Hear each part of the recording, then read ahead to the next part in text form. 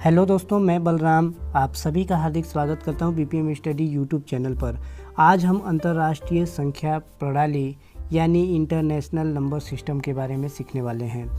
इससे पहले भारतीय संख्या प्रणाली यानी कि नेशनल नंबर सिस्टम का वीडियो मैंने पहले बना दिया है, आप आई बटन पर जाकर देख सकते हैं। अंतर्राष्ट्रीय संख्या प्रणाली में देखिए, इकाई को इकाई ही कहा जाता है, दहाई को दहाई कहते हैं, सैकड़ा को सैकड़ा कहते हैं, हज़ार को हज़ार कहते हैं। मैंने पहले से इतना को लिख कर रखा है ताकि समय का बचत हो सके। अब 10,000 के बाद जो होता है, हम भारतीय संख्या प्रणाली में 10,000 के बाद लाख कहते हैं। क्या कहते हैं? इकाई, दहाई, सैकड़ा, हज़ार, 10,000। 10,000 के बाद लाख आता है। लेकिन इंटरनेशनल नंबर सिस्टम यानी अंतर्राष्ट्रीय संख्या पद्धति में 1 लाख को क्या कहते हैं? 100,000। 1 लाख को क्या बोलते हैं दोस्तों? 100,000 कहते हैं। 100,000 अंतर्राष्ट्रीय संख्या पद्धति में 100,000 होता है। 100,000 किसको कहते हैं दोस्तों? 1 लाख को, ठीक है। 100,000 देखिए, अंतर्राष्ट्रीय संख्या प्रणाली की बात हम कर रहे हैं, 100,000 कहते हैं इसको, ठीक है। इसके बाद मिलियन आता है। अंतर्राष्ट्रीय संख्या पद्धति में क्या आता है? मिलियन। अंतर्राष्ट्रीय संख्या पद्धति में 100,000 के बाद मिलियन आता है, ठीक है। और मिलियन में देखिए कितने शून्य लगते हैं। मिलियन में क्या होता है? देखिए, मिलियन में ऐसे होता है, यानी इकाई, दहाई, सैकड़ा, हज़ार, 10,000, लाख, 10 लाख। 10 लाख को इंटरनेशनल नंबर सिस्टम में मिलियन कहते हैं। 10 लाख को ही इंटरनेशनल नंबर सिस्टम में मिलियन कहते हैं और भारतीय संख्या प्रणाली यानी नेशनल नंबर सिस्टम में 10 लाख कहते हैं, ठीक है। आपने सुना होगा मिलियन का नाम, तो 10 लाख में 1 मिलियन होते हैं, ये जान लीजिए।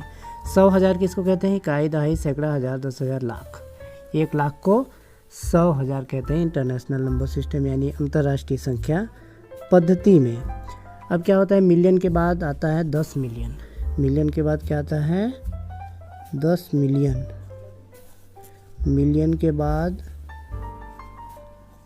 10 मिलियन। हम लोग अंतर्राष्ट्रीय संख्या पद्धति यानी इंटरनेशनल नंबर सिस्टम की बात कर रहे हैं। 10 मिलियन, ठीक है। मिलियन के बाद 10 मिलियन, ठीक है। मिलियन के बाद हम लोग 10 मिलियन देख रहे हैं। देखिए 10 मिलियन नहीं है, इकाई, दहाई, सैकड़ा, हज़ार, 10,000, लाख, 10 लाख, करोड़, 1 करोड़। अंतर्राष्ट्रीय संख्या प्रणाली में 10 मिलियन के बाद आता है 100 मिलियन। 10 मिलियन के बाद 100 मिलियन।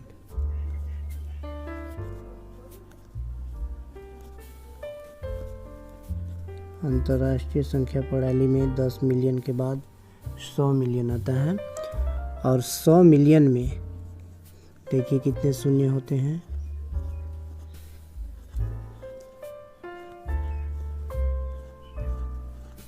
100 मिलियन, ठीक है। देखिए, इकाई, दहाई, सैकड़ा, हज़ार, 10,000, लाख, 10 लाख, करोड़, 10 करोड़। 10 करोड़ को क्या कहते हैं हम इंटरनेशनल नंबर सिस्टम में? 100 मिलियन। फिर आता है बिलियन। बिलियन क्या आता है? बिलियन। 100 मिलियन के बाद बिलियन आता है। 100 मिलियन के बाद बिलियन। 100 मिलियन के बाद क्या आता है? बिलियन। देखिए 100 मिलियन के बाद बिलियन आता है। इकाई, दहाई, सैकड़ा, हज़ार, 10,000, लाख, 10 लाख, करोड़, 10 करोड़, अरब। 1 अरब को अंतर्राष्ट्रीय संख्या प्रणाली में यानी इंटरनेशनल नंबर सिस्टम में बिलियन कहा जाता है, ठीक है। फिर क्या आता है? 10 बिलियन। फिर आता है 10 बिलियन। क्या आता है दोस्तों? 10 बिलियन। और देखिए 10 बिलियन। 10 बिलियन को क्या कहते हैं हम? बिलियन के बाद 10 बिलियन आता है, ठीक है। और एक ख़ास बात, इंटरनेशनल नंबर सिस्टम यानी अंतर्राष्ट्रीय संख्या प्रणाली हम लिख रहे हैं तो आप पाएंगे कि प्रत्येक 3-3 अंकों के बाद कोमा लगा रहे हैं, ठीक है। भारतीय संख्या प्रणाली यानी नेशनल नंबर सिस्टम में पहले 3 अंक के बाद, उसके बाद प्रत्येक 2-2 अंकों के बाद ये कोमा लगाया जाता है। लेकिन हम अंतर्राष्ट्रीय संख्या प्रणाली यानी इंटरनेशनल नंबर सिस्टम सीख रहे हैं तो इंटरनेशनल नंबर सिस्टम में प्रत्येक 3-3 अंकों के बाद कोमा लगाया जाता है।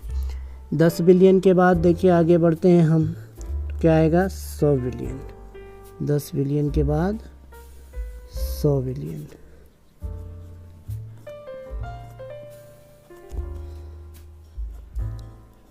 दस बिलियन के बाद आएगा 100 बिलियन, और 100 बिलियन में देखते हैं कितने शून्य होते हैं।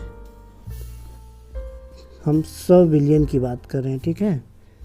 तो 100 बिलियन ये हो गया हमारा 100 बिलियन, ठीक है। इकाई, दहाई, सैकड़ा, हजार, 10,000, लाख, 10 लाख, करोड़, 10 करोड़, अरब, 10 अरब, खरब, ठीक है। 1 खरब को 100 बिलियन कहते हैं।